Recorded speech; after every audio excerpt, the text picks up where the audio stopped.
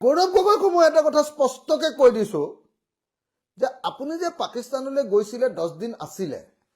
এই কথাটো চিধাকে আপুনি কেলে কৈ নিদিয়ে কেলে আপোনাক প্ৰশ্ন সুধিলে বেলেগক উত্তৰ দিবলৈ দি আছে ৰকিবুল হুছেইনে